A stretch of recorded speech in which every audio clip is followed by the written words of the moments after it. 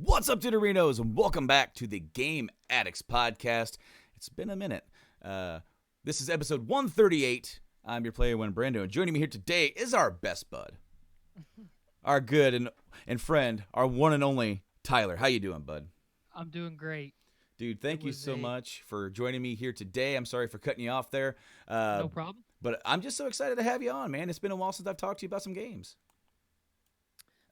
Yeah, well, I mean, this has probably been my biggest, or not my biggest, my busiest summer on record. It feels like between school starting up and how much I worked over especially the tail end of the summer, and then we're trying to get a lot of family stuff done and out of the way before, like trips and stuff like that, before it gets cold and miserable here in Indiana again. So I'm glad that we could finally kind of peg down a day, especially before you get busier here coming up. Mm-hmm. So. Yeah, I've got a kid coming in like a week because we've moved up the date. We're now scheduled to be induced on October 12th. The due date was the 20th. Everything that I was going on in my brain for the last month, like the 20th, I'm going to get this, I'm going to do this, I'm going to pre-record some stuff. I have an episode of this show that I pre-recorded, and it's going to be a new series for the show. We've done retrospectives before. Retrospectives on game series and on systems. Those aren't not going to stop. We're still going to go back to that and do some other systems and game series. I'm kind of thinking of it like this. A retrospective is a good overview. What are our favorite memories? What are our, what's the top 10 games of this system? What are the top selling games? What's the selling game? How many consoles did that sell? And that's still going to be great. But a while ago, we did an episode for a retrospective just for Final Fantasy VII, because me and Mike can talk about that ad nauseum. And that is almost like the precursor to what's this new series is going to be called Deep Dive. And that is like, I started there. I didn't take any notes for that one. I just got my stuff. We went through the characters. We kind of did the overview of the story. We did how was this made, the very first trailer. The tech demo. I actually showed the tech demo on that episode where they were making it for the N64. And you had the 3D polygon graphical characters from Final Fantasy VI. That they just showed this is kind of what we wanted to look like. Well, for this episode coming up, I actually did it for Final Fantasy VIII because I just bought and beat that on the Switch, right? Because of the remastered. I took notes, 2.5 pages worth of notes, and I talked for an hour and a half. So I'm going to be doing some more of those because Mike's going through some personal stuff as well. Of course, I'm having a kid. He's going through some stuff, with his family, and we wish him all the best and love. And so it's not saying that he won't be around. We just don't know. It's going to be more difficult because of the stuff that's going on over here, stuff that's going on over here.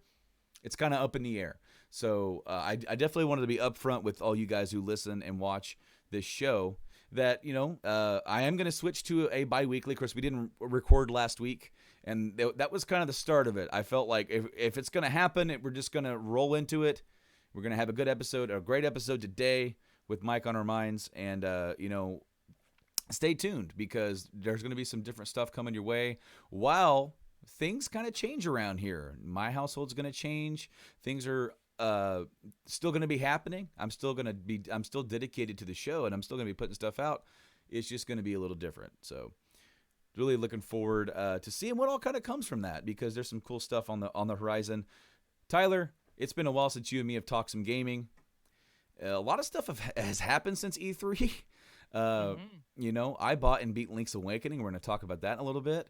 I bought and beat FF8 on the Switch. I talked about that for an hour and a half, so we don't need to really rehash that here. That's going to be in the next episode or whenever it goes up. I really do look forward to watching or listening to that deep dive because, you and I have talked at length about our loves for Final Fantasy 9 and how Final Fantasy 8 is kind of that unsung hero that is just underappreciated, not only in the franchise but in the genre. And I don't feel like a lot of people or enough people give that game credit Hmm. for the story that it told and the characters that it had. So Well, yeah, I really look forward to listening to that. absolutely. I completely agree with you. Even though, as like when you talk about the main line, because I mean, Tactics is also on the PS1. Right. But if you just want to isolate 7, 8, and 9, I do think it is like out of the three, like the least good. Yes. I don't want to say worst because I really don't like saying that there is a really underscore bad Final Fantasy. I don't think that they've had that. They've had ones that I like more and ones that I like least. But 8 was one that I gravitated to when I was a kid. It was like kind of the second one for me. And yes, I love 9. 9 is absolutely great. It is the best Final Fantasy you're probably ever going to play. You're not getting any arguments from me on that. And 8 has its issues. It has a lot of issues. They try to do a lot of really cool things. Some of it kind of works. Some of it kind of battles with itself. But if you know how to play it and you know how to do it, it's a fun game. And it's a game that if you put a little bit of work and some grind and certain aspects, because it's different. It's different than the other Final Fantasies. You don't go out there grinding battles. You do something else. Yeah, you mean you can just sit there and enjoy the story, and that's exactly what I did. I kind of had my review mode on more this time around. I was still enjoying it, but I'm like being a little nitpicky, especially when it comes to a release like a remastered. Because I don't know if you know this, on the console, I'm talking PS4, Xbox One, and Switch, you only get 3 cheats. You get times 3 speed up. You get God mode, essentially. It's where you take no damage and you always have a limit break. Okay, cool. And then you get no encounters, which you already get in that game. You can get it, and it works the exact same way. So anywhere that you go in the game that uses the exact same ability as that, where it's like, okay, hey, that ability doesn't work here. Yeah, it's the same thing. So I was a little disappointed because then the Steam version got all items, all abilities, all mastered level for GFs, all cards. It's like, man, it's like, okay, so you guys made a times 3 version where I can grind faster. Essentially, this is what they have done. But Nate Phillips comments on Mad Love blessing his pod, my friends. We are 138. Thank you so much, Nate, for checking out this episode of the podcast here at 138. So I bought Link's Awakening, just like I had told you, and I bought Final Fantasy 12 for the Switch. Oh, you did? I did. That is not the only game I've never finished, but one of the very few. I never got it on the PS2 until I started collecting. I was really turned off by it when I first played it on the PS2. As a purist, I snubbed my nose at it. This trash. And when in reality, it's actually one of the better games of kind of that period in time of Final Fantasy, because I'm one of the people, that unpopular opinion guy. I think all of the 13 games and spinoffs, I think those are awful. Well, you're not alone in that. I don't think that's necessarily an unpopular opinion, because until 13, 8 was considered the worst, and then 13 came out. And from what I understand, 15 is kind of mixed. There's people who love it, and there's people who don't like it. But it's not getting the hate that 13 got. Yeah. 12 kind of flew under the radar because it kind of came out in that cusp of end of PS2 life. Just like God of War 2 or something like that. It was like right there at the very end. And right when the PS3 was coming out. And it's funny because you would think I would be into it, having had just played Knights of the Old Republic, and how Final Fantasy 12 is very similar to that in a lot of ways. Oh, yeah.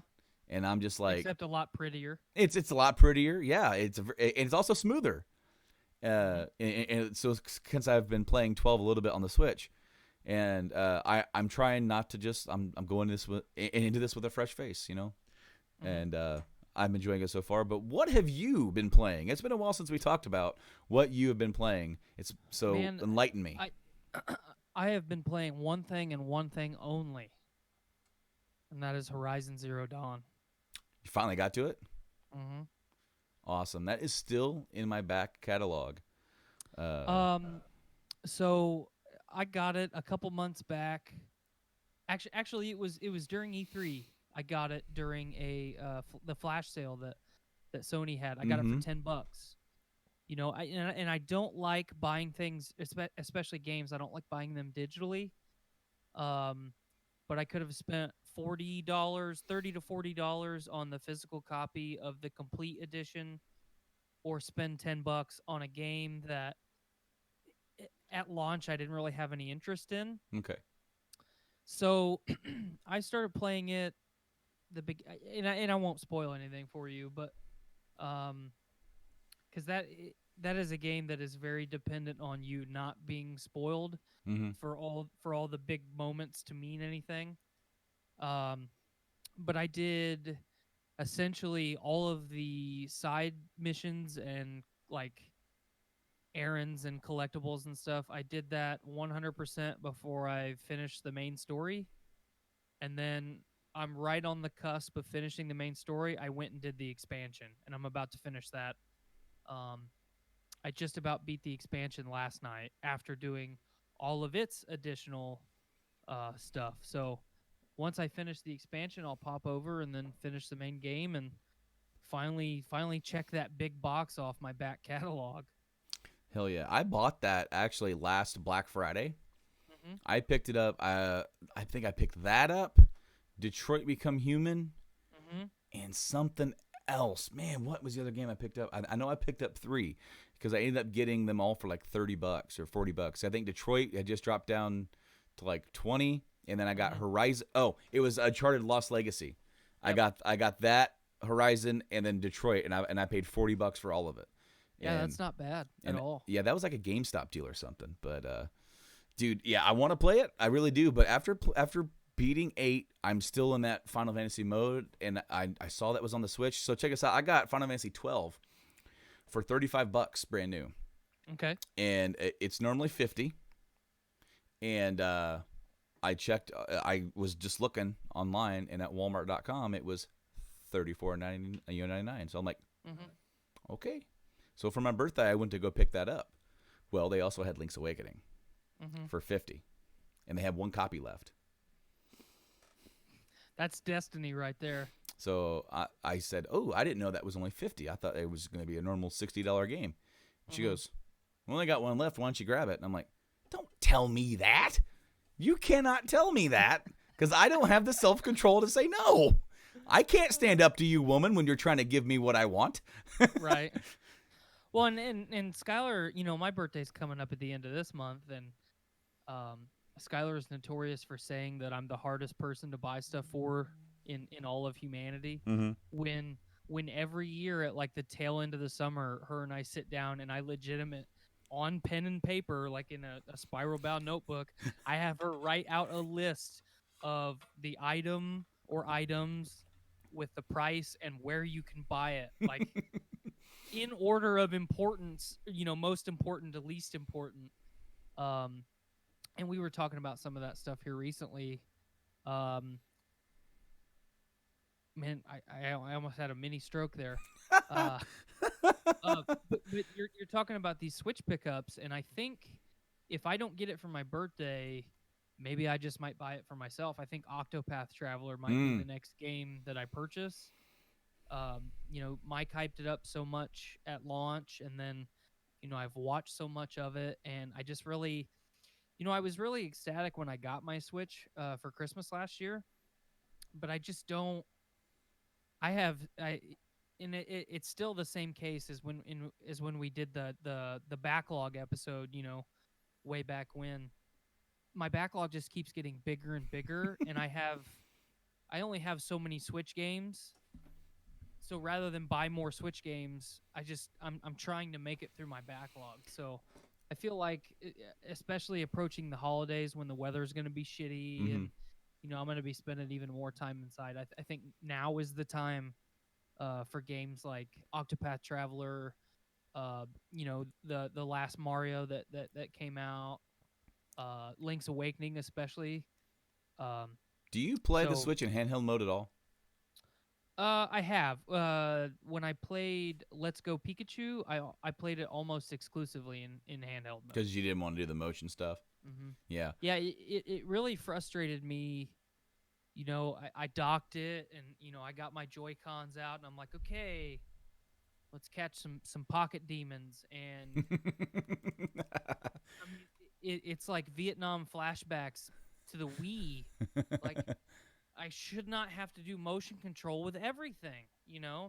That's been one of my biggest gripes with Nintendo of the last three generations anyway, from the Switch back to the Wii. And uh we've got the next Pokemon game coming up, and I'll probably get that maybe the beginning of December or something like that. Try and catch a sale. But most of the games that I've wanted to play, like this this quarter, so to speak, like Gears 5, I got it from Games Pass. I beat it. It was fun. Um, the multiplayer is as infuriating as ever. Outer Worlds is coming up. That's going to be a Game Pass deal, so I don't have to buy that. So I think this holiday anyway, I'm going to focus on the Switch. Well, if you ever have the want to Hmm. play the Switch in handheld mode, I got something to recommend to you. And I don't know if I've told Okay. you about it before, but I am singing the praises. And this isn't a sponsored video. I'm not getting paid a dime for this, Hmm. but I love it this much because this thing changes how the system feels in handheld mode, and that's called the Satisfy Switch Grip. And you can go to Satisfy, that is SATISFYE.com, and you can get a bundle or just buy the grip, and it's $26 for the grip. And what it does, it rests the Switch right in there, and it makes it feel very, very similar to a like a Xbox style controller with where your thumbs rest. So Mm. you have one, and it's geared towards how the Joy-Con's thumbs are. So you have one like on the left-hand side that's kind of straight down, and your thumb rests Hmm. right there, and the right one's at an angle, so your thumb is right there, and it's so much more ergonomic. It Yeah, I'm, is. I'm looking I'm looking at the website with the Mm-hmm. images and stuff right now. That looks great. Dude, it is awesome, and it's a game changer. For sure, if you have a Switch and like playing in handheld mode, they also Hmm. just came out with ones for the Switch Lite, which that is a handheld. So, and what's cool is that the cases also allow you to have the system in the grip in the Hmm. case. And the case that I bought, I got mine at Christmas last year, and I'm not sure if they still sell it. It seems like they do, the Elite Bundle, because I think I paid for that, and it was on sale because it had just come out. I got the Elite Bundle at Christmas for like 40, and then I also, since I was already spending 40, I also threw in they have one for like the Joy Cons. Hmm. So like the little Switch dock controller grip that they give you when you're just sitting on your couch, and then it's docked. They have Hmm. one for those too to make those feel better if you don't have a Hmm. pro controller. And that one's only like $20 or $15, $20, something like that. But for the Elite Pro bundle, you get the case, you get joystick covers, which makes the joystick stick out a little bit more, and also have a concave, kind of like an Xbox controller, and they don't slide around. I've had mine on since I got them, and then also they has room in the case. Number one, for your games if you have a lot of games, and number two, underneath everything you can fit a little USB Type C power dock or power charger, like a portable one, and it Hmm. gives you a little USB C cable in there to have it be charging your system like while you're traveling. Yeah, this bundle and the Epic bundle both look incredible, and it doesn't look. I when I look at third party or aftermarket, or however you want to label it, Mm-hmm. products like this, I always think back to like the Mad Cats and the Sure. what was the other one? Crane, Oh, Pelican. Pelican. Thank you. I always think back to like some of the stuff that I bought from them that was really, really good, but the majority of it was awful. Mm-hmm. But I remember you telling me about this last Christmas and how much you loved it, and I totally forgot about it. I'm trying to find my Pelican controller. I've actually got some really cool third-party controllers. And I also have a really bad one for the N64. It's called Performance. Yeah. Performance was one of the other ones. If you were like a guest at somebody's house, or you were like the friend that showed up last, you got that controller. That was the man. I've still got, so on my center console in my throne over here, I've got my original Pelican see-through PlayStation 2 like Pro Super Gaming 9000 controller that's wireless. Oh shit. Game Shark. I found my That's Game a Game Shark. But whenever I'm playing games and Ruby's hanging out with me, she's using that old Pelican PlayStation 2 controller, so we have fun with it. Oh, here's a Pelican. This is a wireless GameCube Pelican controller that I found at Goodwill for $5. I've got one of those, except it's see-through. That was before I actually, went out and rebought. I should say rebought my. I have waterproof Uno cards in here. Hell yeah! Save those for a rainy day. I get it. Here I am live on the podcast, just shifting through my controller drawers. No, I have this one third-party controller, dude, and it's like a PS2 controller, but it's shaped like an NES controller, and it's a Mad Catz. And I can't remember. It's like the Retrocon or like or something like that. And it even had rumble. It had 2 sticks, and it looked. The 2 shoulder buttons were side by side, so it was really kind of shitty for that. So if you used playing Metal Gear sucked on it, but like playing RPGs and that, I'm like, I love it. It's awesome. And now it doesn't work anymore because third-party controllers suck. These, however, these are molded. And these are not actual controllers. These just hold on to the grip. They grip onto the system and they grip onto the Joy-Cons. This is not the first time I've talked about it here on the podcast. This is not the first time I've dedicated 5 or 10 minutes to talking about how much this thing is awesome. And how, you mentioned the Epic bundle. It's $85. It's like, wow, that's a lot. Well, what do you get, man? You get the actual full Switch grip. This is for the original Switch, not the Lite. You get 2 cases. You get the bigger case, which what I was talking about, the one that I have. And then you also get the smaller, a little bit more formative case. You also get the USB-C. You get 2 of them. You get USB-C to USB-C, and you get a USB-C to USB-A. Mm-hmm. You get 3 sets of thumbstick grips, or change, and you get the regular just Joy-Con controller. That's a lot of stuff to get for $85, and it is worth it. Holy crap, this thing. I love my Switch, and I would play it in handheld mode, like going over to Illinois on road trips, because my wife is like very like, I have to drive because, she has to drive because she gets very anxious when other people drive. So I just let her do it. I don't care. I'm going to sit over here with my Switch. Well, after an hour or 2 hours, man, your hand, trying to get that, you get that handheld cramp. There's no handheld cramp with this. You get a firm grip with it. It doesn't feel super odd or out of place. It feels like it belongs.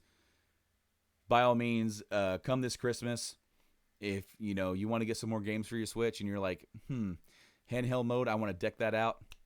As I said, you don't have to get the big Epic bundle. You could choose one of the smaller ones. And around Christmas time, they might have some sales going on. And that's what I was gonna say. If I'll kind of keep it on my radar if I catch a sale. Mm-hmm. Even if it's a couple dollars. I get emails too, so if I see something, I'll remember to send that your way because they. Yes, for sure. Because they asked me because I wasn't the first wave. Because I think they started producing them in the summer of last year. I could be wrong about that, guys. But I saw that, like, I want that. And then I kind of forgot about it. And then closer to Christmas, I'm like, that one grip thing, what was that called? And I'm sitting there searching forever, and I finally found it. And it's funny because this year I have one of those too, one of those gaming things that I want to try and get. And I keep forgetting what the damn thing is called. And it's funny because 3 different times now I've gone searching like on like on YouTube, some of the gaming YouTubers like that I follow, and I'm like, all right, so what the hell was this thing called again? And because what this thing will do, it will take. I have in my game room in my setup, I have AV cables, regular AV yellow jack. I have S video, and I have component. And with my Elgato capture card, it only does HDMI, which is perfect for streaming games and looking directly at my computer screen. This is what's called the HD60, so it is perfect because there's no lag. In fact, I think it's the HD60S. There's like zero lag going. I can either look at my computer screen or look over here, and there's nothing. There's like no input lag or anything like that. But I can't hook up any of my old school consoles. This device, if I can remember the name of it, I can plug any of those devices I have, all 3 that I own, and it'll output into HDMI. Oh, okay. So like I saw this, I'm like, oh, this is made for me. And it's like $100, and it's like a little, it's this little block, like a little square, and you just plug stuff into it. It does require like an external power source, but quite literally, I can take any one of those systems I have over there, take them, bring them over here, hook them up, and I can be streaming within minutes. And to me, for a guy who has a collection and for a guy who has a lot of older systems, at least 8 hooked up into my old school TV, dude, that's a win. That is a big win.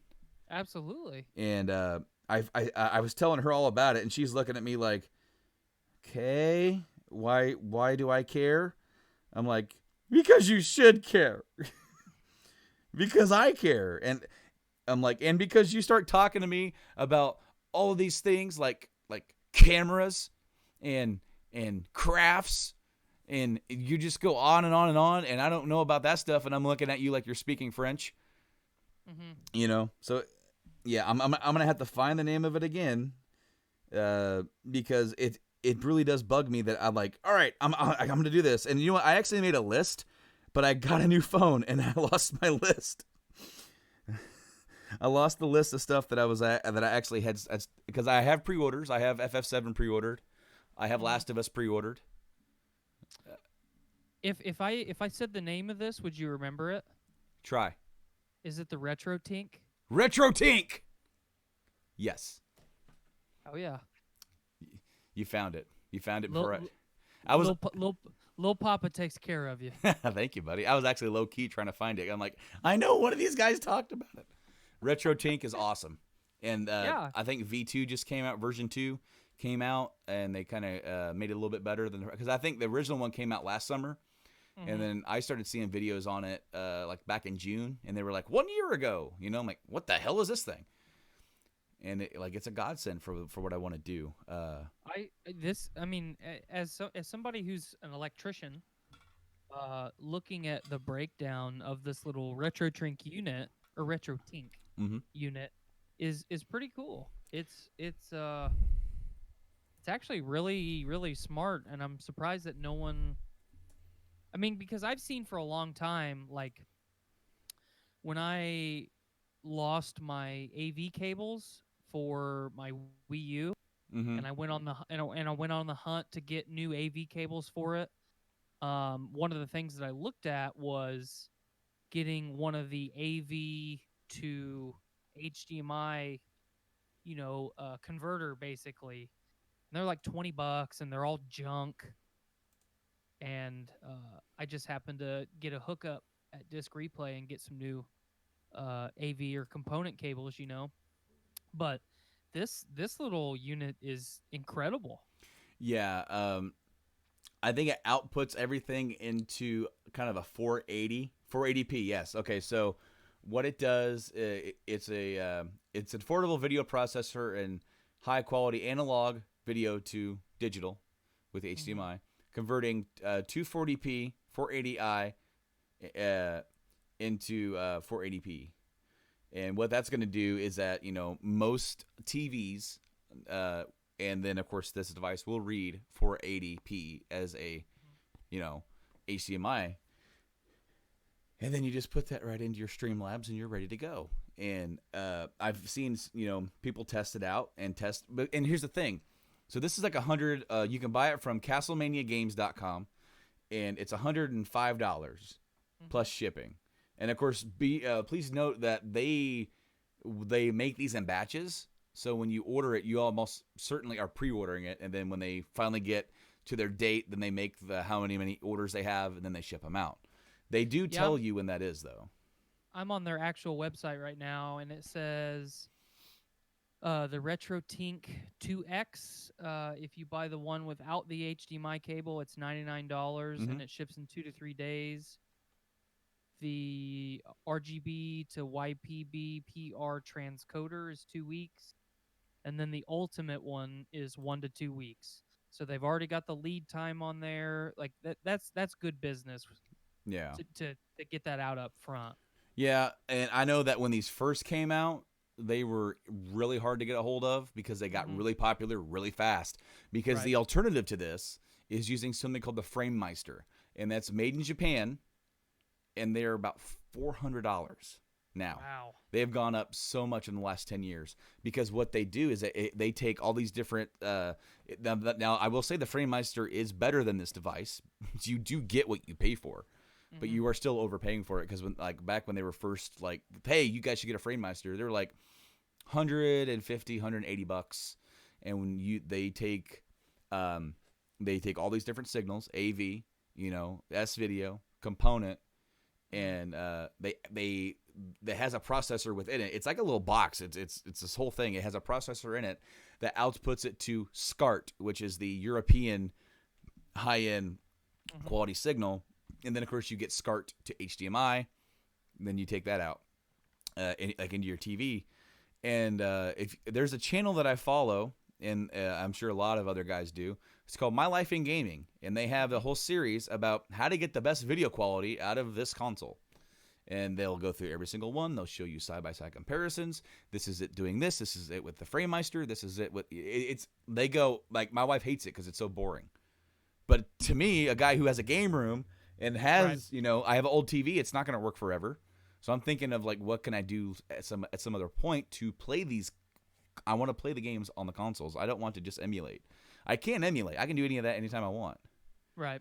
But no, it's not the same. No, it isn't. No emulation is going to capture anything 100% perfect. And so sometimes you just want to sit down on your couch after a hard day and bust out some retro Aladdin and just get mad and destroy your TV. I mean, it just happens. Yeah, exactly. Did you see that they just re-released that? I did. Yeah. Crazy. Now, they also released the Super Nintendo games for the Switch. So I played and beat Star Fox already on that. I started Zelda, but I haven't beat it yet. Not too long ago, I actually busted out my Nintendo 64. It's right over here in my little cubby of consoles of yesteryear. It'd be really neat if they did a classic version of that. Oh yeah, it was the first time. I think this is my original Nintendo 64. It's the first time that I sat down and beat Star Fox from start to finish. Hell yeah! I've never done it, without putting the controller down, and I just went from one stage to the next, and it was really fun. I forgot how short of a game it was.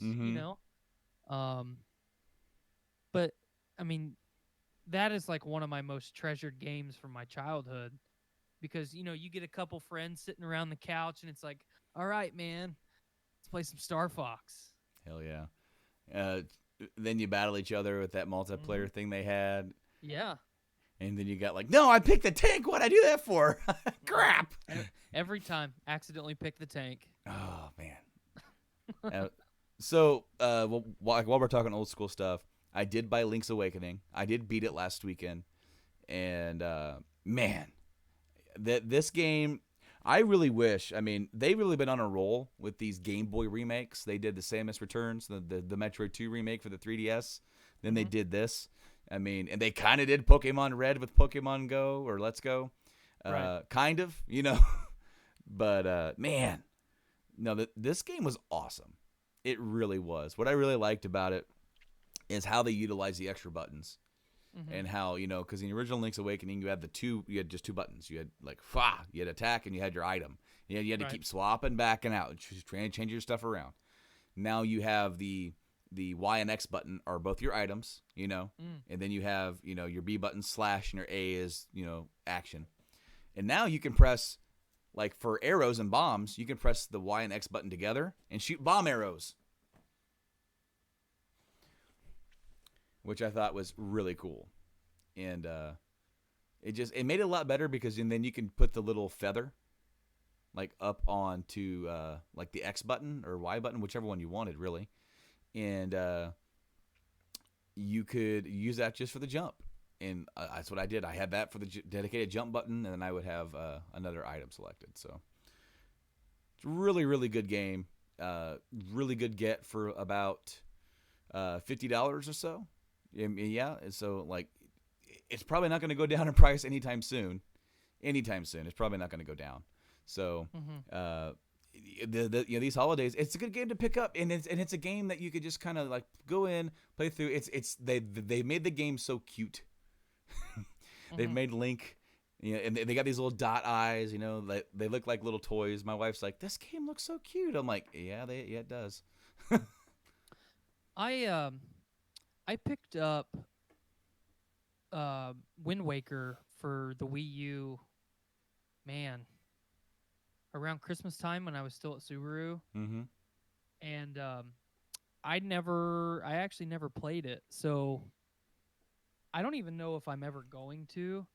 I would imagine that we'll eventually get a Wind Waker, version on the Switch. If we don't already. No, yeah, we don't have it yet. Dick says greetings from Podcastrophe. Hello, Dick. Hello. Dave says hi. Are you guys watching our hi. podcast on your podcast? Hi, Dave. Hugs. But I've seen since Link's Awakening came out, one of the things that I've heard a lot as far as rumors from Nintendo is that we're going to get a Switch version of Skyward Sword. I've heard that as well, especially since you can do the little, motion stuff with the Joy-Cons. That would be awesome, and I think it's well deserved.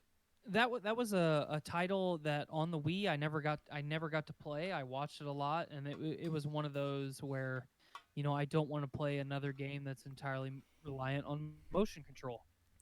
That was my big problem with it. Everything else about it, I liked. In fact, that's what I've heard. I tried to get past it, and I just haven't been able to. Mm-hmm.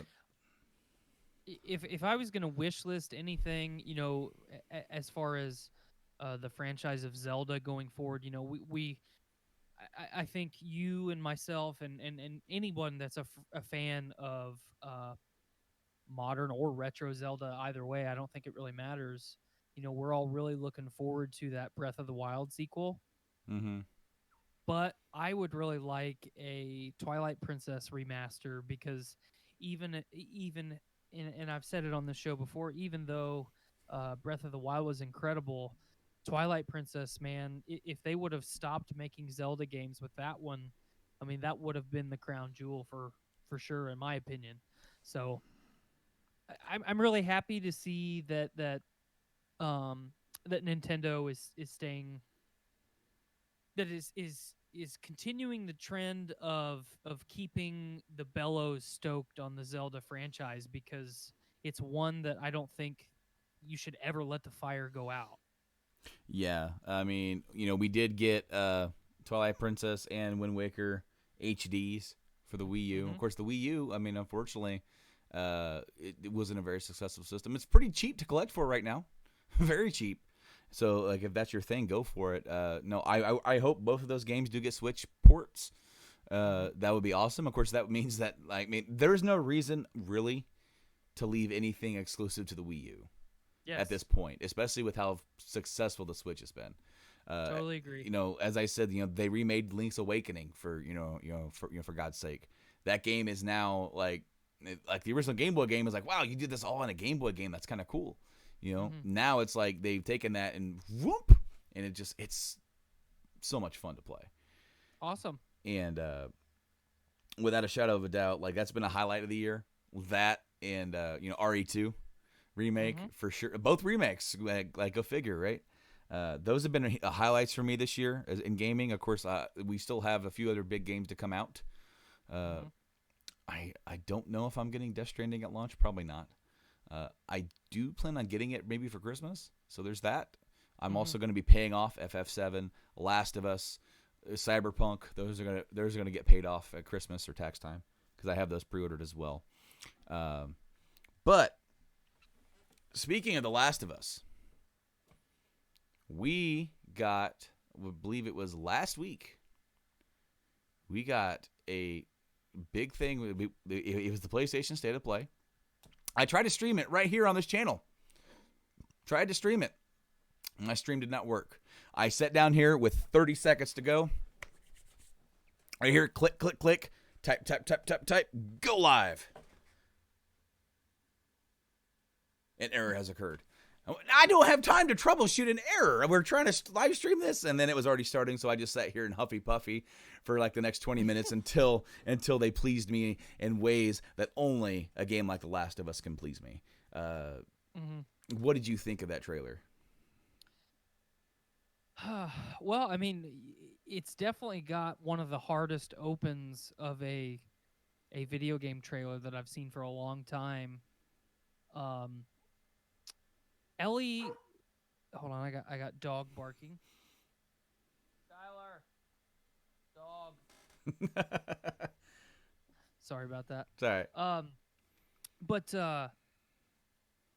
since the original the original teaser, you know, with her and the guitar and Joel coming in the room, it feels like damn near a decade ago that we got that teaser to finally, you know, I got off of work and I was like, oh boy, I'm going to finally get to watch this trailer. And the tone, I think for a lot of us with that teaser, the tone was kind of in question. Like, is this just kind of, is this trying to get us in the mood? To put us in the right mindset and be immersed in this hell that Ellie and the surviving humans have to live in, and then you get that hard open from the most recent trailer, and they definitely set the tone for sure. They imply that she gets beaten, raped. I mean, Yeah. I don't know if she does, but one would assume, you know, we lose her friend Dina, we have to lose her along the way. Right. I mean, that, and then what they do to her is probably a good reason why she's out there to kill these motherfuckers. I mean, Right. there's no other like clear statement than that, for sure. Well, and especially too, like one of the biggest questions that I had from the trailer was, I get who they are, but who really are they?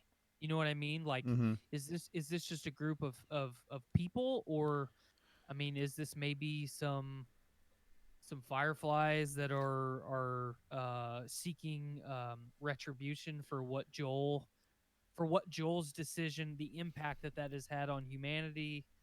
Um, I really look forward to figuring out if there is more to the story than this group of people just being, you know, a group of bad people. Okay, so from what I understand, because that the next day or the following day, it was Outbreak Day, which that's the day in The Last of Us that the outbreak began. So a lot of the press got to play a 4-hour demo of the game. It was 2 different sections. It was one section, but both things that we saw kind of in the trailer. We saw like her riding along in the snow, and you know, you're off with Dina doing a scavenge type thing. And then the other part takes place in Seattle. And what they've revealed is that there are multiple factions in this game that you're going to meet. They're like, the people who did this to you are one faction. Then there's another faction, and then there's a faction in the Seattle area. And so there's going to be different groups that we meet, and they're going to have different things going on with them. From what I can understand, Ellie decides to get revenge, right? And she's like, no, screw this. They're all going to... And what I really liked about the trailer is that they brought back Tommy, you know, Joel's brother. You know, he was like the next person that you saw, and it's the same dude, and he's just like trying to talk her out of it. It's like, you don't want to do this. You don't know how big that group is. You don't know what they've got. You know, there's so many unknowns. She's like, you're not going to stop me. Well, and one of the things that I really liked about seeing Tommy is, I mean, seeing Ellie age in this time gap, you know, it's noticeable. seeing Tommy and Joel, seeing how they have changed in this time gap. Tommy and Joel both look rough. Well, and as you said, think about this hell world that they live in and Hmm. how that has to age people fast. Oh yeah, I mean, you're just the stress yeah, alone. yeah. I mean, and they seem to be having a really good thing now. All like 5 years later, the community that Tommy was building in Jackson, they've really grown, and Hmm. they have a lot more people. And what was hinted at the E3 thing that we got, where like that one dude's like, your old man laid into me pretty good today. Like, oh yeah, and they hinted again just during that outbreak day that Ellie and Joel kind of have a strained relationship. Hmm.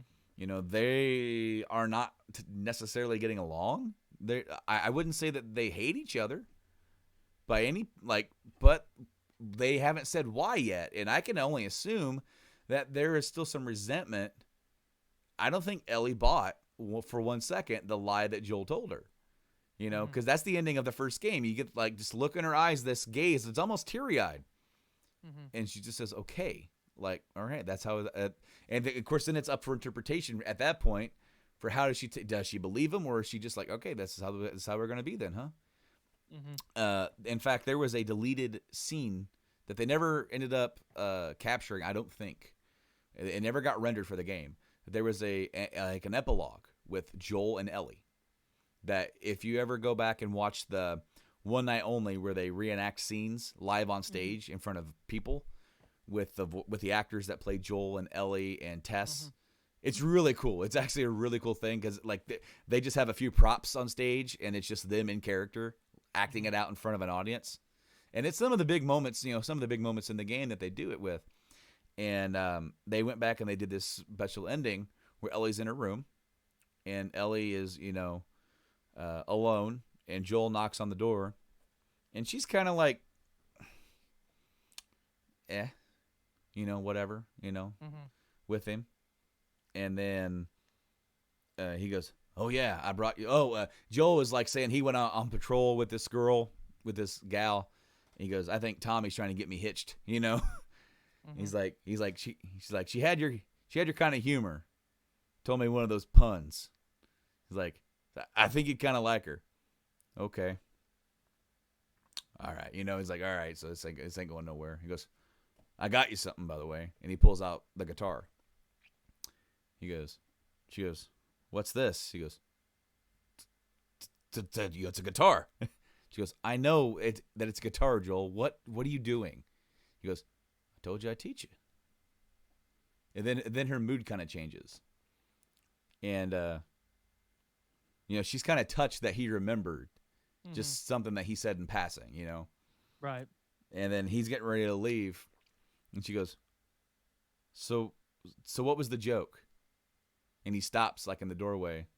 He goes, huh? He goes, the joke she told you, what was it? And he goes, oh, it was, why don't we eat clocks? She's like, I don't know. Why? He goes, it's too time consuming. And then she kind of chuckles, and then they say bye. Yeah. And it was like this. I like the scene. I thought it was really cool for fans of the series. I'm glad that wasn't in the game because I kind of like the way the game ended. Oh yeah. But I like because it kind of their relationship is strained, Hmm. and I definitely want to know why. And honestly, if I could be completely honest with you, I really hope that the Fireflies are freaking done, and that after that whole thing, they completely dissolved and fell apart, maybe splintered into different groups, and that Hmm. the only thing that we see of them left are their little spray painted logos, just as a reminder, and that the real big issue with that him taking her away from them and killing all of them is the issue between those two about that. Hmm. That's the crux of it, and it's just how those two are there, or, kind of maybe at odds over that because of how much she wanted it to be her turn to help you. If it's going to be her turn, let me do something good with it. Right. And that's why I really liked the end of this trailer when they finally revealed Joel. As you said, he looked rough, and he's not trying to talk her out of it. Just like in that teaser we got all the way back when with her and the guitar, he's not Hmm. talking her out of it. He's just, in that trailer, in that teaser, he was like, "Are you really going to go through with this?" And then she tells him she's gonna find and kill every last one of them. And then here she's like, "What are you doing here?" And he's like, "You think I'd really let you go through with this on your own?" He's not there to stop her.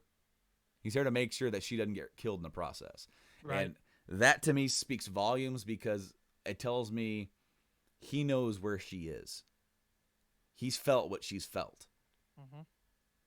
And he knows she's not she's hell bent and he's not nothing he says is going to stop her. Mm-mm. No. And I absolutely love that about the character. Well, and I think especially too, like, with the way the original Last of Us opens, and then you build this relationship. Ellie becomes Joel's surrogate daughter. Mm-hmm. Joel, in the trailer, when you go through that entire journey with Joel and Ellie, you realize that Joel will stop at nothing to prevent the loss of his daughter ever again. He never wants to relive that the night that we get to play through in the opening game. Yeah. He'll never let it happen again. Well, and So that's why he's if so going on this adventure with Ellie mm-hmm. is what he has to do to make sure that never happens, that's what it's going to be.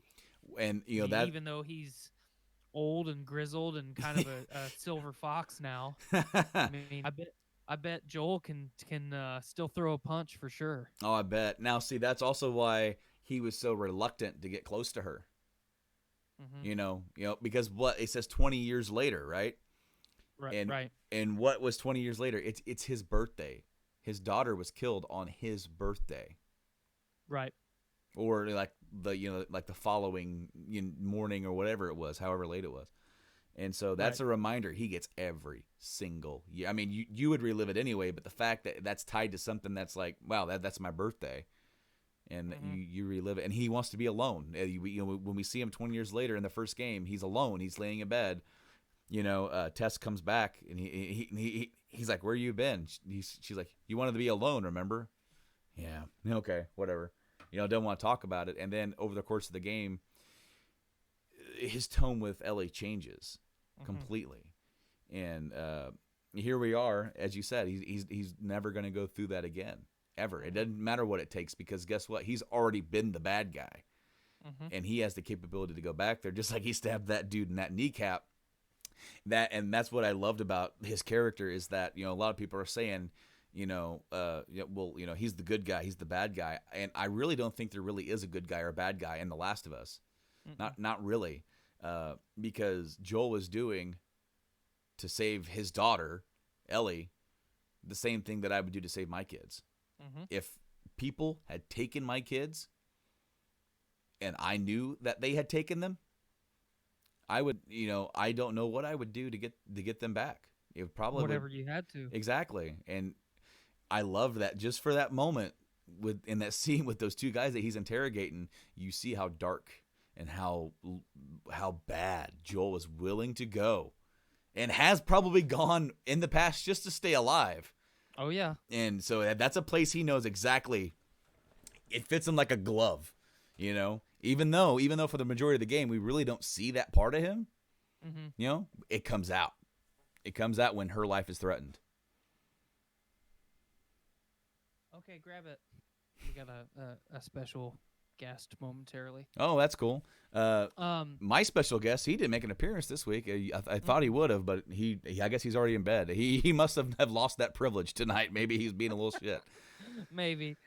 But I think the voice acting cast of The Last of Us with Ashley Johnson and the rest of the cast, they have all not 100% made these characters their lives, but I know for a fact, at least as far as Ashley Johnson goes, I mean, she has devoted herself 100% to the character of Mhm. Ellie.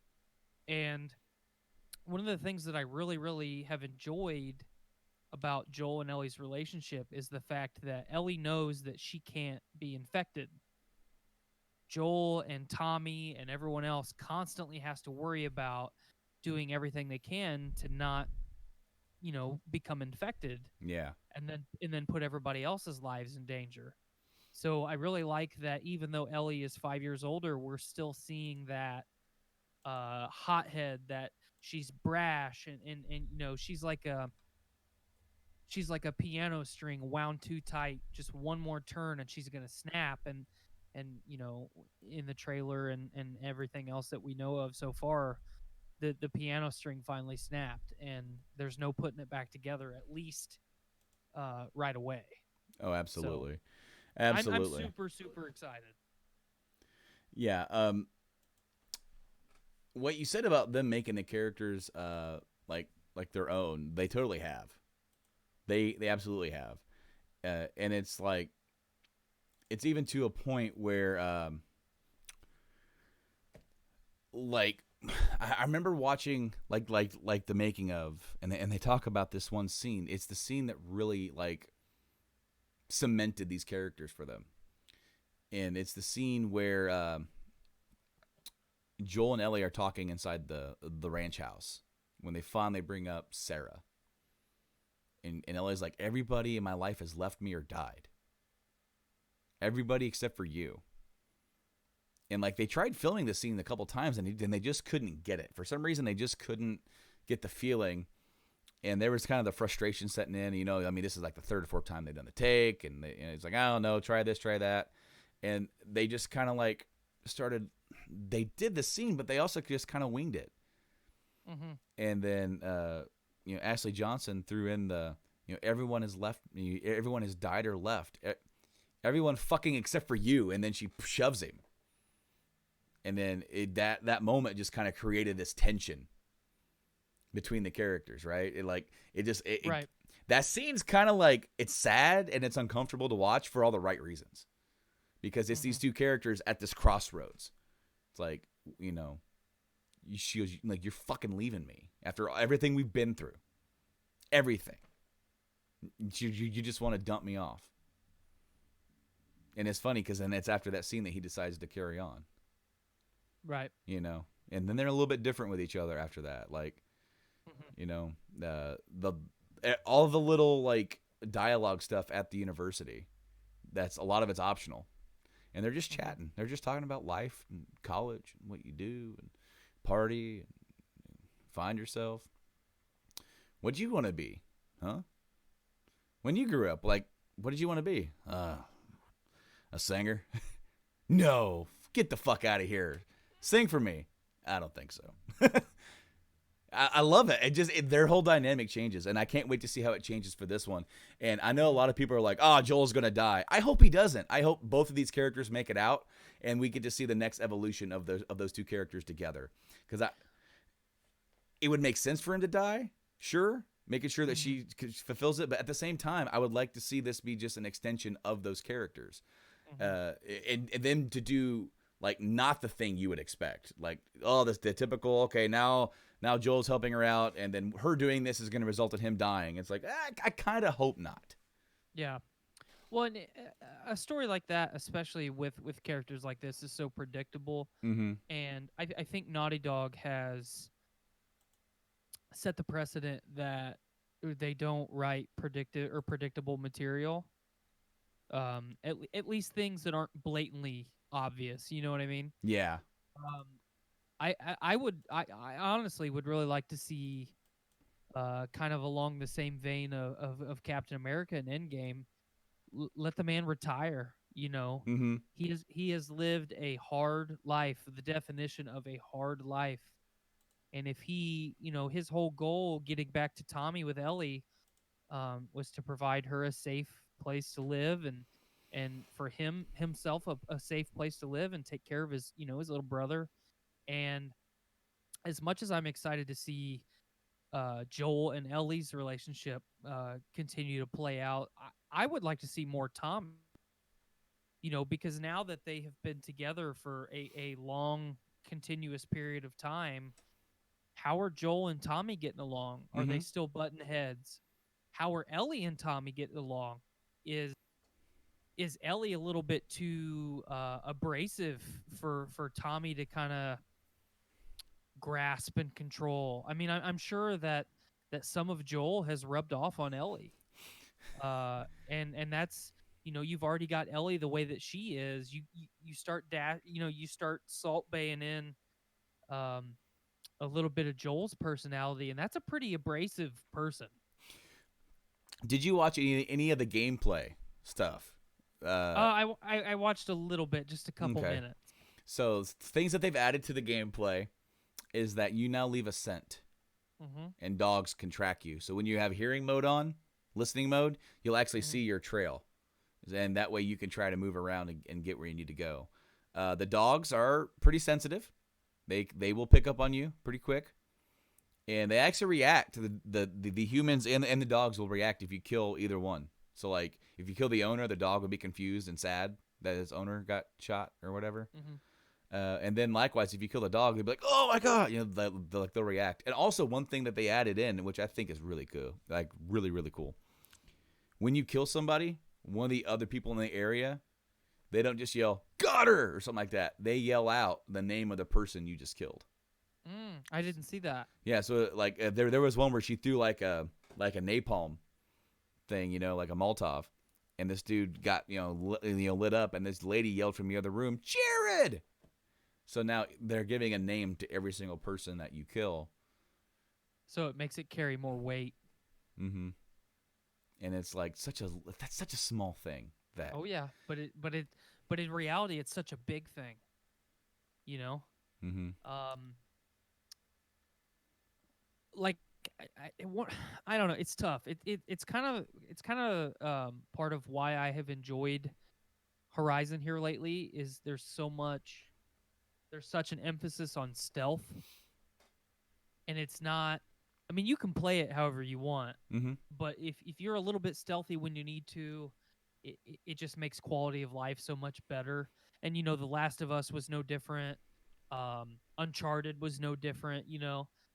And the little bit of gameplay that I did get to watch, some of it was featured in the trailer. Seeing her sneak around with her bow and She can and go stuff like prone that. now. She can go Hmm. prone, and everything that you could do, kneeling or standing, like throwing stuff or aiming, you can do Hmm. prone, which is Yep. very.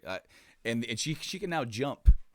She's a little bit more agile than Joel. And that's kind of how they advertised it, you know. So like the first game was a lot of you being Joel helping her get around, Hmm. moving a ladder, helping her across this lake or whatever. Right. Uh, Now she can jump. It almost looked like they took a lot of what worked for Uncharted, Hmm. and brought it over. Slid this over. Let's make her jump. Let's let her grab that. Maybe not make it so much parkour, but make it Right. to where jump across this thing, or climb up and jump over something. And I think Hmm. that lends credence to when you're panicked, when you're running away from something. And there was some really cool stuff like how you can transition into like melee weapons while you're fighting somebody. Like Hmm. she killed somebody, and hit somebody, and then grabbed their weapon and like finish them off. It looked like a struggle, and I'm very excited for that because obviously, while she's going to be a badass, it's a little bit different, carrying those punches, from a guy like Joel who was like in his 50s, early 50s or late 40s in the first game, coming in with Hmm. a big wallop. No doubt Right. she's gonna take a hit, but carry weight with that. But there's just something different about Joel. That was always I loved getting into fisticuffs with people because he was totally non-finessed, Mm-mm. and it was ugly, but it always got the job done. And I Yeah. just like he would take a dude's face and mash it into the side table, or beat him down and stomp their face in, and then Hmm. you'd hear Ellie, "Holy shit, Joel!" And in reality, it needed to be focusing on Joel going, Yeah, exactly. But what my pacemaker. what I love though is that she paid attention to all that. Oh He yeah. he taught her how to kill. Hmm. That journey across the country, you telling me she didn't pick up anything? She did by the end of the first game. Oh You yeah. know. I think it'll be really interesting. Uh, carrying over the emphasis on stealth. Um, through the trailer and what little gameplay that I did get to watch, a lot of it were, or a lot of the shots were of Ellie getting hurt, and every time that she got hurt in those images, or that the string of images, there was so much emphasis on this legitimately fucking hurts. You Mm-hmm. should feel bad for me right now, and the level of realism, um, that you're getting not just from Ellie, obviously all the characters, but some of those, like I saw a couple like breakdowns of freeze frames and still images from parts of the trailer, and you look at her body language based on a wound that she has with her facial expression and like individual like wrinkles and like if I frown or if I grimace, individual little wrinkles that legitimately should be there. So I, I I can't stress enough how excited I am about this. Um, you know,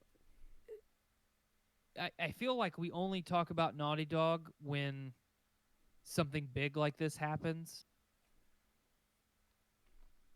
when in reality they're one of the few studios that I feel like should be talked about all the time. I completely agree. I completely agree. They have consistently put out quality products for like the last 10 years. Oh yeah. You know, the, it's nuts because and they're also very consistent. They're very Mhm. consistent and they work hard. And, Oh and, yeah. and it shows. It shows in every single title that they put out. Uncharted 4 was what is still one of the best looking PS4 games, and this game blows that game visually out of the water. Mhm. It's nuts how much they've grown, and I cannot wait to see what this game looks like on a PS5. Oh yeah. Even bolstered up even more. It's like I'm gonna play it when it comes out, and then I'm gonna play it again when I get the PS5, right? Well, and when you and I first got acquainted, that was one of the first things that we talked about. When you found out that I had a PlayStation, did you play The Last of Us remaster on PlayStation? And when I got my console, I think I bought the remaster pretty much as soon as I could. And I unfortunately did not get to experience that journey on the PlayStation 3. So, but it was so enjoyable because I went into the remaster with no expectations whatsoever. And Skylar can attest to it. Every now and then I'll sit down on a weekend and just bust it out, from start to finish basically in a day. I'll play it all day and all night. Mm-hmm. Um, and just there's so many impactful moments in the first game. The story is so well written, and everything that they did mechanically and graphically and story wise in the first game, from what we've seen graphic wise and mechanic wise, they've doubled down on it. So there's no reason to believe that they didn't double down on the story elements as well. Well, exactly, and the fact that they're gonna make the game bigger, but they're not making it open world. Mhm. That speaks volumes to me because now you're gonna have a lot more air like this. They showed up that little combat area, and almost every single one of those houses that are in this area, you can Mhm. go into them and find stuff in Right. them or hide in them or try to use those to your advantage when you're in combat. And you'll be rewarded for that by finding some stuff you wouldn't have normally found if you didn't search every house or go in here. It makes it a little bit more realistic too, because if you were just rolling down my street in post-apocalyptic, Last of Us world, yeah, you'd be looking in houses, you'd be looking trying to scrounge, and there might be a house you might not be able to get into, but you'd probably be able to get into most of them. Hmm. Well, and it also increases the risk. You never know.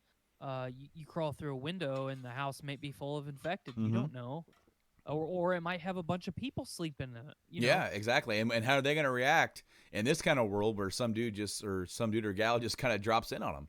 So Hmm. absolutely, man. I'm so excited for this, and I'm so excited that it's not that far away.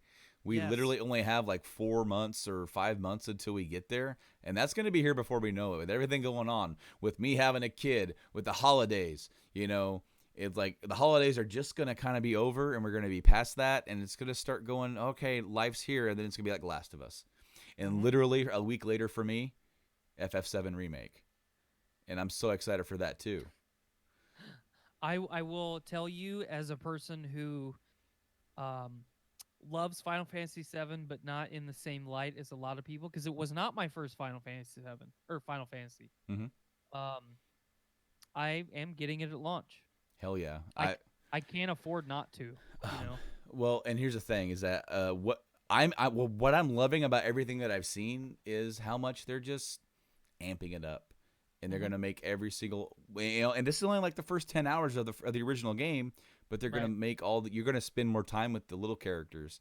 And then there is that scene at the end of the last trailer where they showed Cloud, Barrett, and Tifa looking off at the plate having dropped. And of course that trailer came out on 9/11, and it really reminded me of that, the weight and the impact of this company framed, these terrorists. They are terrorists. I mean, let's not cut hairs. They were terrorists blowing up these reactors, and they framed them by blowing up their own city just to, get rid of them. Right. And just blame it on them. And they killed, thousands. And, possibly even tens of thousands, and it's going to make that scope mean so much more. And that's going to be the tipping point in the game, where it's going to carry so much more weight. You lost characters that you've been with. You've lost thinking about all the different innocent people who you didn't interact with. All these people are dead, and it's because of this corporation. And I cannot wait for it. It's absolutely one of my most hyped games. There's going to be almost no way that they can live up to the hype that I personally set it at, but they're getting damn close to what I think it should be. And to have have Last of Us Part 2 and that game, like I'm going to be still emotionally tired by the time I start FF7. I was hoping, the original rumors that Last of Us Part 2 was February 28th, and I was like, oh man, that's going to give me like 3 days, because I'm going to try and get that week of FF7 off. That way I can get it. I can be here starting it when it arrives at my front door from Amazon, and then, be playing it for the next 3-4 days straight. Do we have a rough runtime estimate of what the first installment of Final Fantasy VII is going to be? The only thing has been a rough average of what they've been saying is that they wanted to make, they've taken just the Midgar section and they wanted to make it its own full-length Final Fantasy experience. And they just estimated, like, you're thinking an average of 30 hours. That's what we're trying to do. So, 30, 40 hours. If you do all the side stuff, 45 to 50 hours, sure. Maybe. Yeah. If you grind, maybe a little bit more. Mm-hmm. Well, that's cool. And I mean, it's not going to be a big Skyrim 100-hour opus. It's gonna. I like how they're going to make their game. They're going to do their thing with it, and they don't even know, they haven't. If they know, they haven't released how many parts the whole story is going to take place in. But I like that they're making this wider and bigger and taking that time to tell a better story. Right. Which, tell a story that we can actually understand. Well, this guy are sick. Yeah, I mean, that's not the fact that, like, the first game, the original game, does have a good story. It does follow a good plot. But it's not very well translated or localized.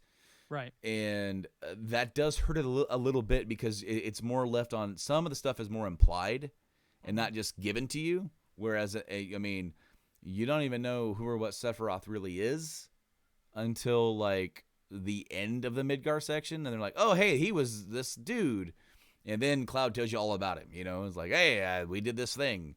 And now we're going to be seeing him in visions, and it's going to be plaguing Cloud. There's going to be more stuff that they add in. I think I heard Mark Hamill in the trailer as Don Canario. He sounds just like him. He hasn't said a damn thing, so I'm wondering, like, is this you? Is it really you, Mark Hamill, or is it just a sound-alike? Because if it is, we found the new Joker. I mean, for when Mark Hamill doesn't want to do it anymore. Right. Because he sounds just like Mark Hamill. But I know I'm super excited for that as well. No, Last of Us really took my breath away last week. They released a video. A lot of people, the only thing that I don't like is that people are like, we played it for like 3 or 4 hours, but they just keep showing the exact same gameplay, the 10-minute gameplay that got released. And I think that was like kind of like you guys can show this and talk about it. I don't know why they wouldn't let them just capture their own and talk about it. I mean, granted, they don't want to show everybody the 4 hours. I totally get that. But you got to see all the new stuff implemented, and I do hope that everything is completely ready to go, and I hope we don't get a delay, because I want to play this story and figure out what's going on. Right. as soon as possible. So before we get out of here, there was a few news things I wanted to talk about. Okay. First and foremost, PS4 crossplay now exists for all developers. It's out of beta. They haven't announced it, but it came out through who did it come out via? It was a Wired article. Wired talked about it. Call of Duty Modern Warfare is the first new game to have it, and then any game going forward can now do it. So that's cool. Sony boss Sean Layden departs just suddenly. He's out. Do we have any actual information on that? It's unclear whether or not he's retiring or simply moving on, but the news was shared by a Japanese press release. It's with great emotion that we announced that Worldwide Studios chairman Sean Layden will be departing Sony Interactive Entertainment, which, I mean, last year at the Game Awards, we got Phil Spencer, Sean Layden, and Reggie Fils-Aimé, and now Reggie and Sean are gone. It's like man, Spencer's the only guy left, because I mean these were the faces of these companies for the American audience, and now Reggie retired. We don't know what's going on with Sean. I did see another article.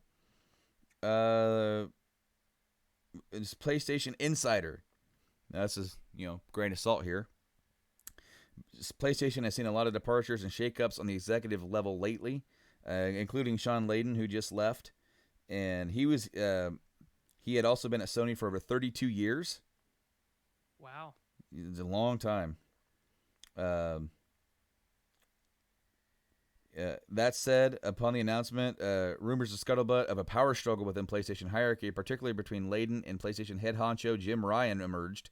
These reports have been making their way around the internet for a little bit now, but then his departure brought them back under the limelight.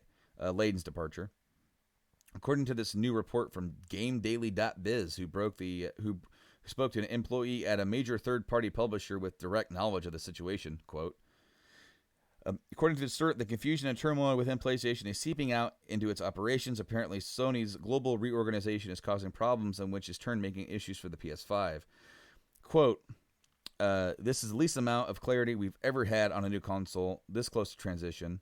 I believe that the global restructuring is exponentially exacerbating an already difficult process of transitioning to a new generation, and now we're getting nervous. So, I don't know. There seems to be okay, new console coming out. There's a lot of shakeups, and maybe there's not enough communication going on. I hope that this doesn't bleed into the product. I mean, these guys have had these dev kits for a while. They're already making their games, and I mean, they're at a mode right now where PlayStation can enter the next generation with a really big, bonus users coming in. Well, and anything hardware related should already be 100% taken care of. Yeah, you would think. It would just be the kind of communication that the Sony would have with its third-party developers with this new console. Right. Other PlayStation news. PlayStation Now price drops. It cuts in half to $9.99 to compete with Game Pass.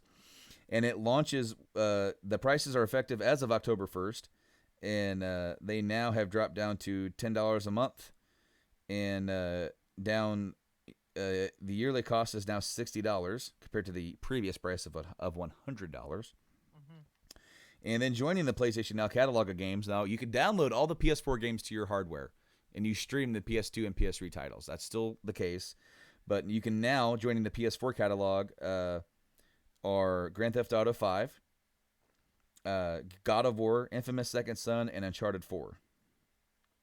Okay. It says these games will be available from October 1st until January 2nd, which I don't know why you would just cycle them out that quickly, but okay. I would hope that if you had it downloaded, you wouldn't have to get them again, but I don't know. Right. Grand Theft Auto Online is included, but only for the downloaded version. You can't stream that and go online with it, I guess. Mm-hmm. Nintendo is already working on a new Nintendo Switch Lite because of the. I saw that today. Because of the Joy-Con drift. The drift exists in this model, which I kind of figured it would because they've been making this new Switch model for a while, and they didn't really address the drift model or the drift thing from the original one until just 2 months ago. So apparently they have filed a new patent under a model which is BKE HD H002, and the light is the 001. So That doesn't say much other than they're working on something new. Right. I haven't encountered any drift with my Joy-Cons. I haven't either. Now, a lot of people have. I'm not saying it hasn't, and Nintendo will fix them for free. You send in your Joy-Cons, they'll fix them. But I even watched a teardown. I can't remember who did it, so I do apologize. The YouTuber's name escapes me at the moment, but I'm sure you guys probably know who I'm talking about. But he tore it down, and he showed you, hey, this is the same Joy-Con component that went bad.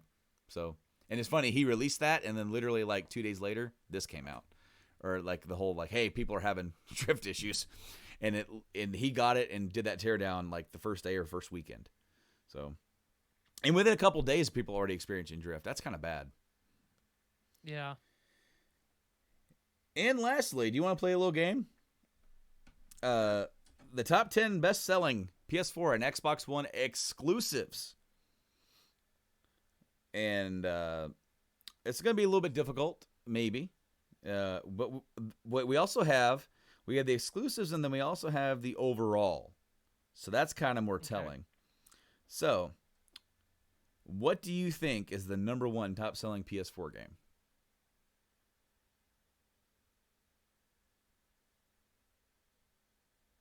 And it's got to be exclusive to that console. Exclusive. God of War? No. You're close.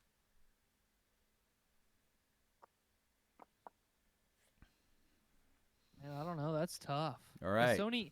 That's tough for PlayStation, especially because they have so many exclusives that sold very, very well last year. All right, so I'm gonna go through the top 10. This is all time. Okay. Number 10, MLB 18, the show. Okay. Number 9, MLB 19, the show. Number 8, MLB 17, the show. Okay. Number 7, Infamous Second Son. Okay.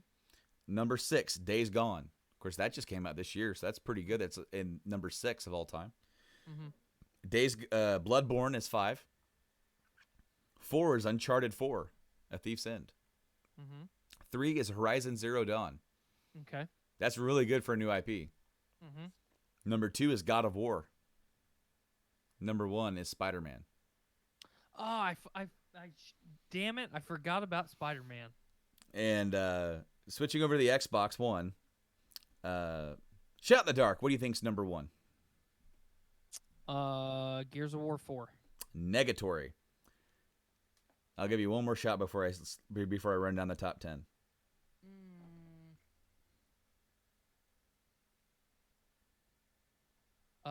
Forza something. Negative. Okay, so number 10 is State of Decay 2. Okay. 9 is Forza 7, Forza Motorsport 7. Mm-hmm. 8 is Forza Motorsport 6. 7 is Sea of Thieves. I almost said Sea of Thieves right there. Yeah. 6 is Forza Motorsport 5. Mm-hmm. 5 is Forza Horizon 4. Mm-hmm. 4 is Gears of War 4. Okay.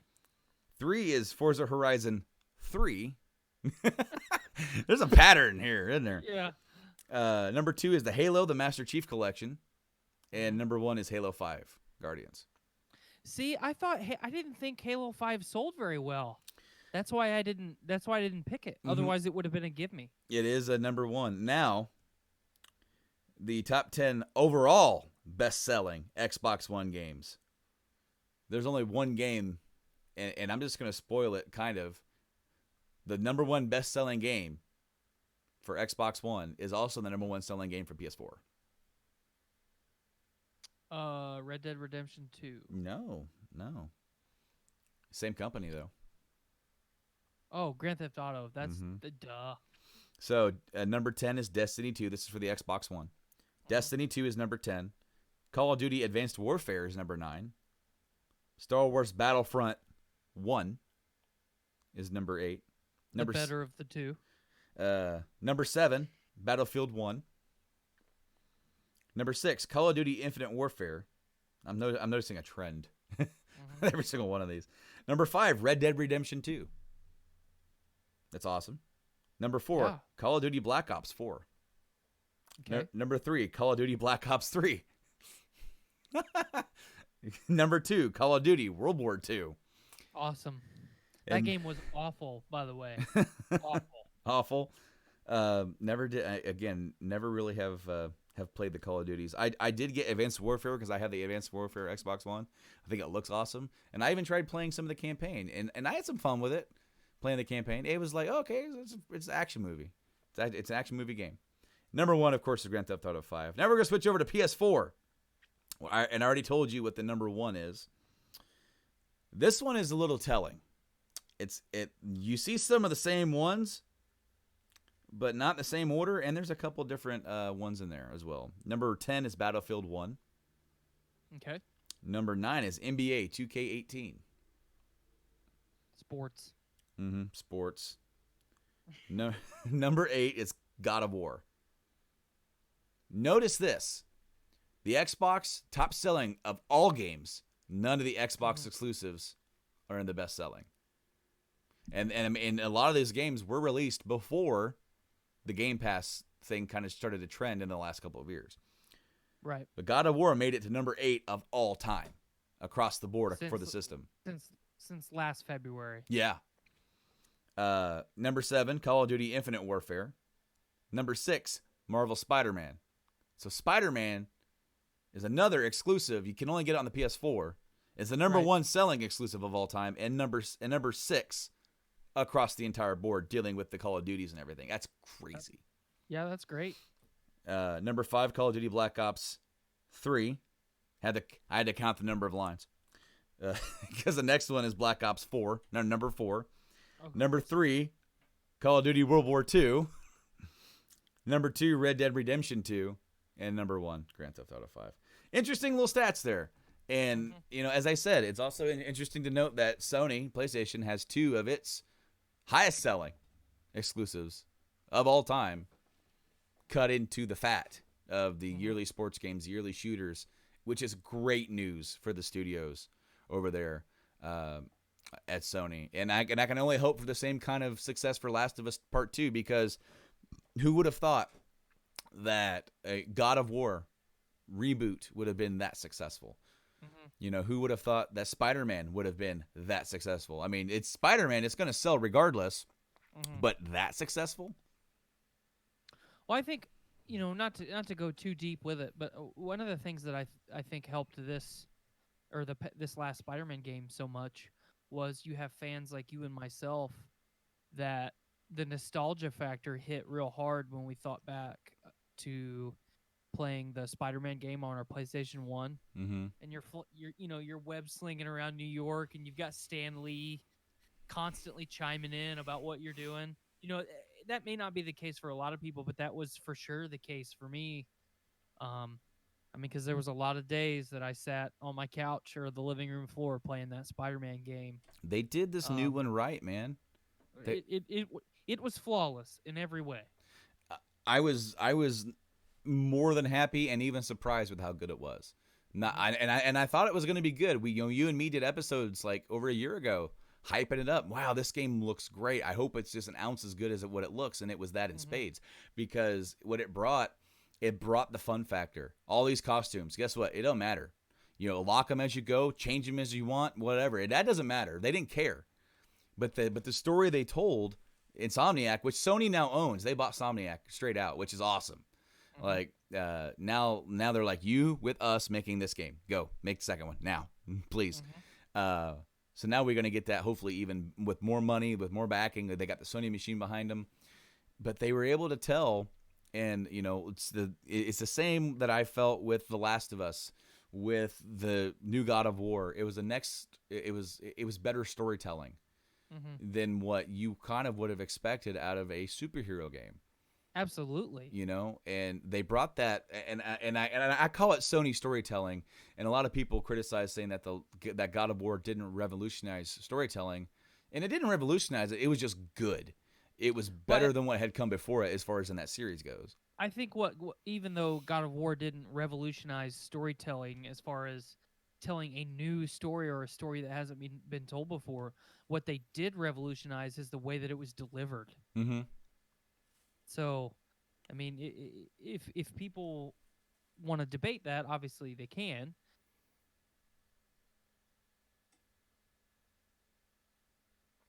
the saying goes, in for a penny, in for a pound.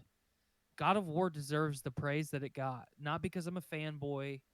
I lost faith in that franchise a long time ago, and the newest God of War game made me feel things and experience emotions that most video games don't allow me to experience. So that's that. No, and I completely agree with you, dude. The level of storytelling, they stepped it up from where that series was once before. They completely Mm-hmm. stepped it up, and it put that game in Marvel. The Marvel Spider-Man. That story was the best Spider-Man story in any movie, cartoon, and we've had a lot of really great movies. And the End of the Spider-Verse was great. This game is Right. great. We're almost in a Spider-Man renaissance with how many cool stuff we're getting, and it's all different with this same character. And I can't wait to see Mm-hmm. what they do with it again. And Absolutely. with The Last of Us Part 2, I can only and hope for as much success. That the hype at that the first one, the first one, is at that cusp, dude. Is at that very end, and it got remastered. And a lot of people who were on the 360 that didn't have a PS3, they played it, they loved it. So what I'm hoping is that you bring even more people who never even thought about it. Last of Us Remastered is free this month on PS Plus. Mm-hmm. Go get it. There's no reason not to when it's free. If you're a Plus member, that game is worth every ounce of free. That game is worth every ounce of $60. You should, yeah. I was gonna say you still should just go buy it. Don't download it for free on PlayStation. Just go buy it. Oh, dude, you can get it for cheap now. It's like, I think it's like $20 or $15. It's something like that. It's super cheap. You can go. It's in the greatest hits thing. You can go grab it. Mm-hmm. But dude, I think that's gonna do it for us here today. It's getting a little late. It's time to go and start winding down. And I got to eat dinner yet. But Tyler, thank you so much for joining me this week and chatting with me. It's been such a treat to get to catch up with you, my friend. As always, thanks for having me. I like sitting. It's always a great time to just sit and relax and talk video games. You, Mike, and I are also passionate about video games. If I could pan around and show you kind of my setup right now, it looks like in South Park, the World of Warcraft or the Lord of the Rings episode, or it's the World of Warcraft episode where the guy's sitting on the he's got Cheetos all over him. That's basically what my throne room looks like right now, because I've been playing Horizon Zero Dawn Hell yeah. like so hard. The Baldur's Gate remasters are coming out like next week. I think I'm gonna dive right into that. The Outer Worlds is coming up. That's another one that thanks to Game Pass I'll be able to play right away. I did confirm my Stadia pre-order, so when that gets here in November, you'll be the first one. You and Mike will be the first two that kind of get my review of it. Hell yeah, dude, that's awesome, and I can't wait for that. And of course, here on the show, we are gonna start doing it every other week due to the changes kind of going on with me and Mike and things kind of going on in our lives. You're still gonna get some content from us. It's gonna be every other Wednesday. And we may not live stream it. It may just be uploaded to our YouTube. But our YouTube is a one-stop shop. You get our video podcast. There's an audio only version for all those guys that just want to put us on the background, and then there's also like our gameplay videos that we do. I'm a little behind now. I'm officially behind. I was doing 2 episodes a week, and last week I did 1, and this week I have not done any due to all the stuff. I swear to you, it is Brando's honor that this year, at some point, well, even if it's got to bleed in the next year, I'm gonna complete the Mass Effect trilogy as a complete playthrough for the YouTube channel. That's going to happen. Of course, you can also find us on all the podcast places. Yeah, search your favorite one. We should be there. I've seen our top 3, our top 4 favorites. Our number 1 favorite of people downloading us is Other. So if you have Other, please download us on that. That's awesome. I don't know what Other is. It's all encompassing. But we're also on Spotify. That's number 2, and then there's like Castbox in there. And then Android Player, whatever, dude. We're on Google Play, we're on Apple, Spotify, iHeartRadio now. We're on Stitcher, all across the board. We're on all those places. Go check us out, and then link up with us on our socials. Game Addicts Play on Facebook, Twitter, Instagram. I've been a little bit more active on Twitter lately. I'm kind of getting into it a little bit more. It's kind of cool because there's an ever rotating surge of new weird topics. Sometimes it's newsworthy, and other times it's just like things you would not expect just to be trending. Like there was a topic one day, things to shove in your butt, and it was just a whole people just chiming in. You know, like suppositories was one of them. That was pretty like tame, but then there was ones that were not tame. And I just logged in one day and went, oh, this is trending. Okay, let's see what quirky things people are sticking in there. So, never really got into Twitter, but it's been amusing for the last month that I've been trying. Twitter, I don't like it. I think it is an awful social media platform. It's been entertaining, to say the least. But I mean, if you're pushing a podcast, if you're pushing something creative, it's also a great place to share it too, because it gets around. Right. So I just don't like the amount of spam. There's a lot involved with Twitter. There's a lot. It is 100% spam. I logged into my Twitter the other day just to kind of see, because I follow a lot of influential people on my Twitter. Yeah. And I logged in, and my entire Twitter feed was just spam. I logged on my Twitter, and there was a video playing. Yeah. What are you watching there, Brando?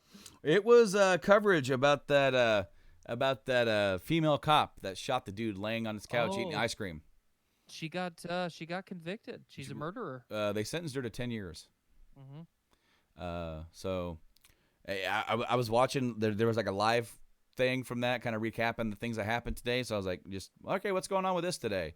And while I was waiting on you, and then I opened it up. I'm like, yeah, I'm gonna see what's going on in the news. Oh, live playing videos like on the podcast. So that's and of course now I'm using this mic, so it was probably like super loud, you know. So apologize if I damaged all of our listeners' ears. Of course, you're hearing different audio from me, so it wasn't that loud for you, Tyler. But yeah, dude, thank you once again for coming on the show. It's always a treat. I can't wait to talk to you again here soon. Hopefully, sooner than later. Hopefully we can make another chance to get together and talk. But as I said, go check us out on all that other stuff I told you to check us out on. I'm not going to repeat it. Until next time, I've been Brando. He has been Tyler. Oh, I did it for you, but you could do it. You do it. That's okay. He's Brandon and I'm Tyler. You did it too. Okay, awesome. Anyway, this has been episode 138 of the Game X Podcast. Until next time, guys, see you later. Game on. All that good stuff. Later.